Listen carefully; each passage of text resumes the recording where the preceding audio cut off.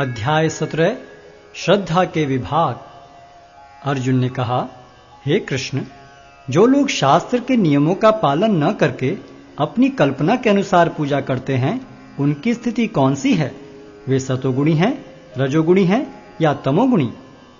भगवान ने कहा, देहधारी जीव द्वारा अर्जित गुणों के अनुसार उसकी श्रद्धा 3 प्रकार की हो सकती है, सतोगुणी, रजोगुणी अथवा तमोगुणी। अब इसके विषय में मुझसे सुनो। हे भरतपुत्र, विभिन्न गुणों के अंतर्गत अपने अपने अस्तित्व के अनुसार मनुष्य एक विशेष प्रकार की श्रद्धा विकसित करता है। अपने द्वारा अर्जित गुणों के अनुसार ही जीव को विशेष श्रद्धा से युक्त कहा जाता है। सतोगुणी व्यक्ति देवताओं को पूजते हैं, रजोगुणी यक्षों व राक्षसों की पूजा करते हैं और तमोगुणी व्यक्ति भूत प्रेतों को पूजते हैं। जो लोग दंभ तथा अहंकार से विभूत होकर शास्त्र विरुद्ध कठोर तपस्या और व्रत करते हैं, जो काम तथा आसक्ति द्वारा प्रेरित होते हैं, जो मूर्ख हैं तथा जो शरीर के भौतिक तत्वों को तथा शरीर के भीतर स्थित परमात्मा को कष्ट पहुंचाते हैं, वे असुर कहे जाते हैं।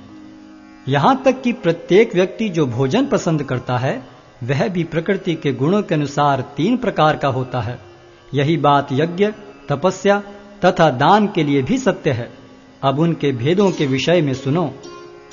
जो भोजन सात्विक व्यक्तियों को प्रिय होता है, वह आयु बढ़ाने वाला, जीवन को शुद्ध करने वाला तथा बल, स्वास्थ्य, सुख तथा तृप्ति प्रदान करने वाला होता है।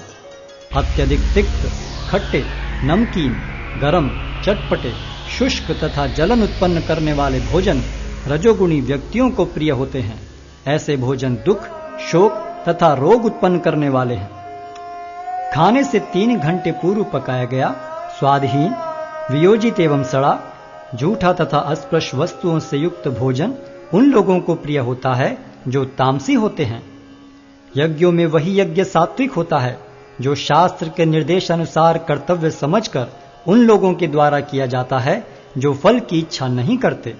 लेकिन हे भरत श्रेष्ठ, जो यज्ञ किसी भौतिक लाभ के लिए या गर्ववश किया जाता है, उसे तुम राजसी जानो।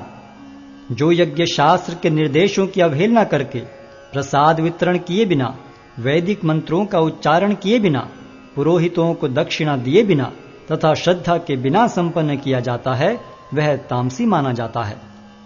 परमेश्वर, ब्राह्मणों, गुरु, माता पिता जैसे गुरुजनों की पूजा करना तथा पवित्रता, सरलता, ब्रह्मचर्य और अहिंसा ही शारीरिक तपस्या है। सच्चे, भाने वाले, हितकर तथा अन्यों को शुद्ध न करने वाले वाक्य बोलना और वैदिक साहित्य का नियमित पारायण करना, यही वाणी की तपस्या है। तथा संतोष, सरलता, गंभीरता, आत्मसंयम एवं जीवन की शुद्धि, ये मन की तपस्याएं हैं। भौतिक लाभ की इच्छा न करने वाले तथा केवल परमेश्वर में प्रवृत्त मनुष्य द्वारा दिव्य श्रद्धा से संपन्न यह 3 प्रकार की तपस्या सात्विक तपस्या कहलाती है। जो तपस्या दंभपूर्वक तथा सम्मान, सत्कार एवं पूजा कराने के लिए संपन्न की जाती है, वह राजसी कहलाती है। यह न तो स्थायी होती है, न शाश्वत। मूर्खतावश आत्मोत्पीड़न के लिए या अन्यों को विनष्ट करने या हानि पहुंचाने के लिए जो तपस्या की जाती है, वह तामसी कहलाती है। जो दान कर्तव्य समझकर किसी प्रत्युपकार की आशा के बिना समुचित काल तथा स्थान में और योग्य व्यक्ति को दिया जाता है, वह सात्विक माना जाता है। किंतु जो दान प्रत्युपकार की भावना से या कर्म फल की इच्छा से या अनिच्छा पूर्वक किया जाता है, वह रजोगुणी कहलाता है।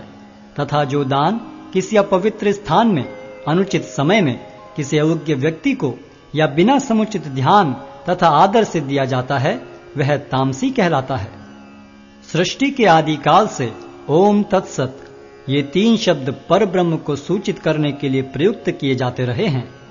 ये तीनों सांकेतिक अभिव्यक्तियां ब्राह्मणों द्वारा वैदिक मंत्रों का उच्चारण करते समय तथा ब्रह्म को संतुष्ट करने के लिए यज्ञों के समय प्रयुक्त होती थीं। अतएव योगी जन ब्रह्म की प्राप्ति के लिए शास्त्रीय विधि के अनुसार यज्ञ, दान तथा तप की समस्त क्रियाओं का शुभारंभ सदैव ओम से करते हैं। मनुष्य को चाहिए कि कर्म फल की इच्छा किए बिना विविध प्रकार के यज्ञ, तप तथा दान को तत् शब्द कहकर संपन्न करे ऐसी दिव्य क्रियाओं का उद्देश्य भव बंधन से मुक्त होना है। परम सत्य भक्ति में यज्ञ का लक्ष्य है और उसे सत शब्द से अभिहित किया जाता है। हे प्रथापुत्र, ऐसे यज्ञ का संपन्न करता भी सत कहलाता है। जिस प्रकार यज्ञ, तप तथा दान के सारे कर्म भी जो परम पुरुष को प्रसन्न करने के लिए संपन्न किए जाते हैं, सत हैं। हे पार्थ, श्रद्धा के बिना यज्ञ, दान या तप के रूप में जो भी किया जाता है वह नश्वर है, वह असत कहलाता है और इस जन्म तथा अगले जन्म दोनों में ही व्यर्थ जाता है।